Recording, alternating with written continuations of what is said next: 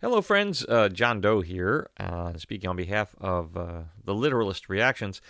And sadly, due to technical difficulties, we are not going to be able to bring you a Rush video today. A Rush video was scheduled for today, but you know how technology is. It really screws with us sometimes, and it did. I hope, my friends, that you will enjoy this one almost as much. Hey everybody, welcome back to another Literalist Reactions video. Here as always, I'm Dave with my buddy John Doe. Hello. He unfortunately can't show his face for legal reasons, but we've been friends for many years. He's introduced me to a ton of music that I was not allowed to listen to ever growing up. It's been a lot of fun, and once we no longer lived near each other, we started doing it remotely and figured we'd share it with you. So, John, so far you've been picking some pretty good songs. Don't let me down. What do we got? I don't think you've totally disliked any of them. Even the one that musically you thought was kind of simplistic and stupid, it was redeemed by that wonderful rant at the end. So that's right. I forgot. You gotta let me know. That was redeemed because that was just like an acid dream in song form. So it was pretty solid. What song was that? If people want to go listen to it, let me know. Yeah. Oh, they should go listen to it. It's Orange Juice Jones, The Rain. Orange Juice Jones. The Not Juice. Orange, or Oren. O-R-A-N. Oren. Oh, sorry. The Juice. It's okay. The Juice. Anyway, that is a fun one. But you know what? If you ever totally dislike, it would surprise me, but you're allowed to. You're allowed to totally dislike, something I bring to you.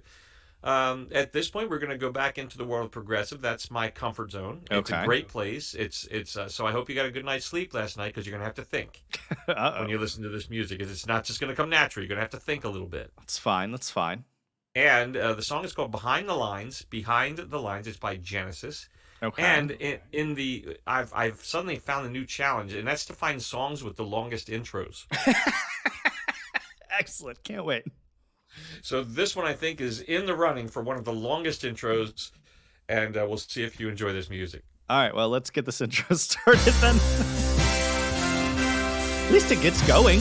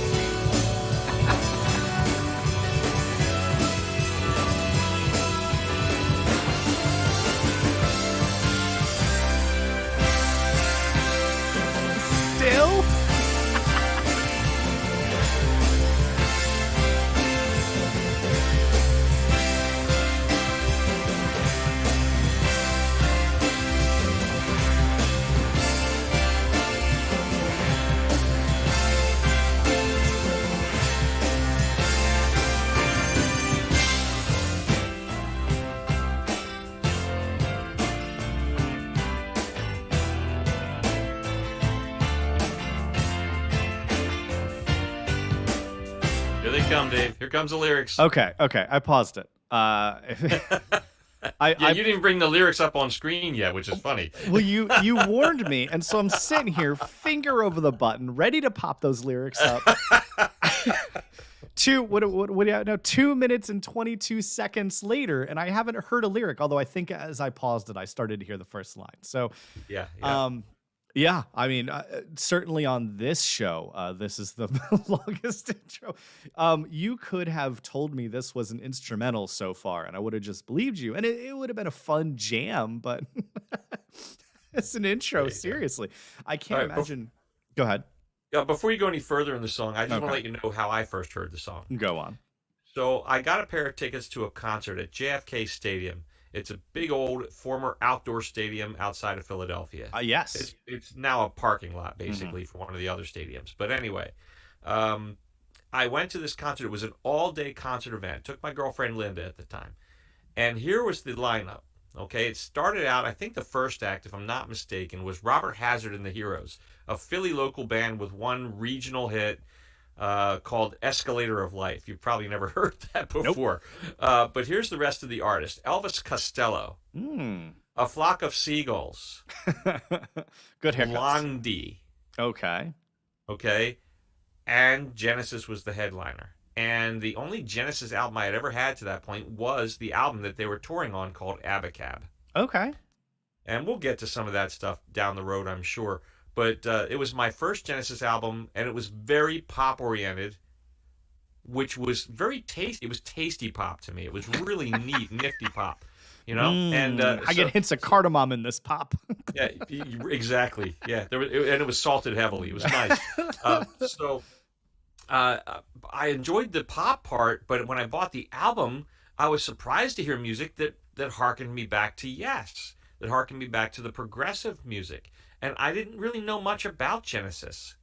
All I knew is that Peter Gabriel used to be in the band, but he isn't in the band any longer. And this song was pretty cool and had some great pop hits. And my girlfriend liked the band. I was also interested. Yeah, there you go. And I was also interested in seeing Blondie, as well as Elvis Costello and Flock of Seagulls. Those are all people that it looked like it was going to be a great show. So Genesis comes on, and they open with this song. Wow. Let me tell you the impact it had on me. Let me tell you. When I left that concert, I decided to spend every penny I had to find the rest of the Genesis back catalog. All right. Okay. Well, I had to wait. I had to wait a week because the next day after this concert, I drove to Florida to go to Disney World. Well, you definitely have an impression of Genesis then. Yeah, I mean, this song I had never heard this song before, and there it was, and my jaw hit the floor, and it stayed there, and I didn't even know at that point I had a girlfriend. Poor Linda. Yeah. All right. Well, let's get back into it. I guess we're gonna get lyrics now, finally. Yeah, I would back the track up to about 2:20 and start it from 2:20 so you don't miss those first couple of lyrics. All right, here we go.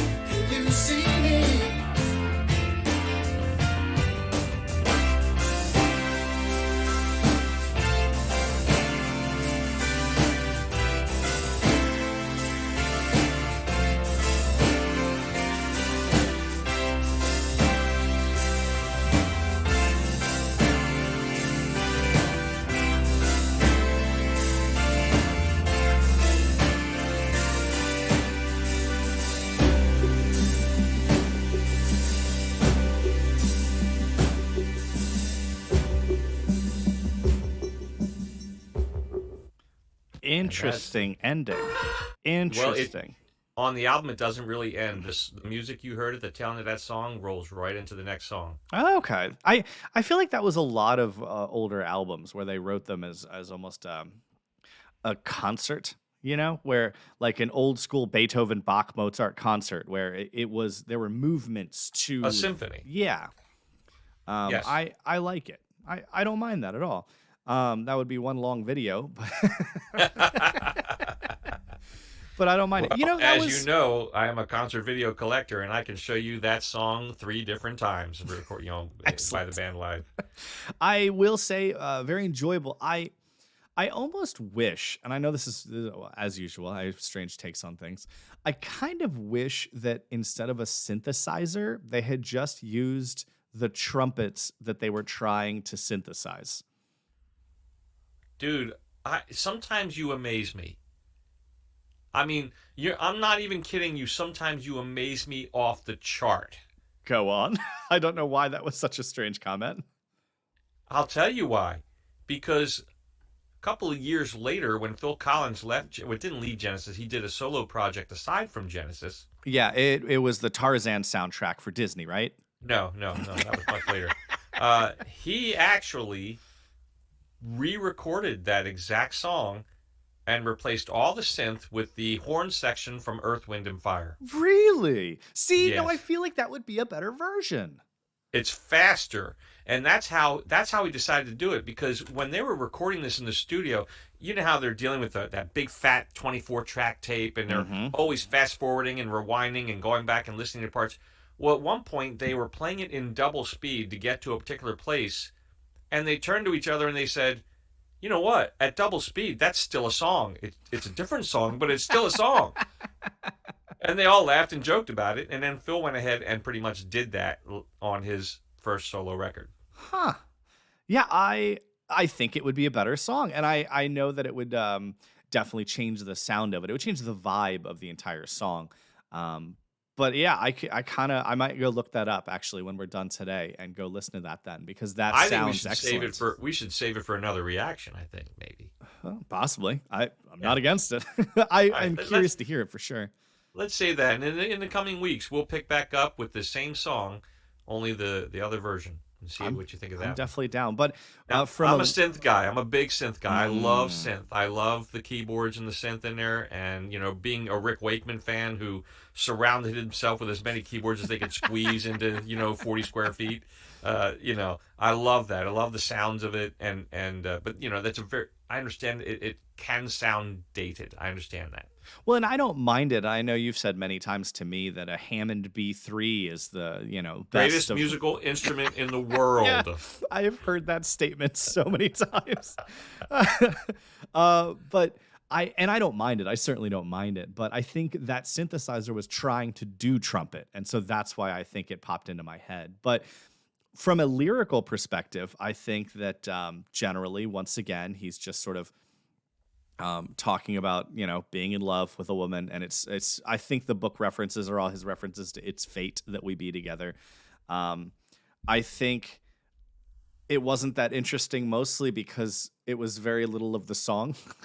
I, I, It was about half the song. it was Dave. not Come on. half the song. It It was was less about than half the half. song. The song was what 5 minutes and 41 seconds. The intro was Hmm. only 2 and a quarter.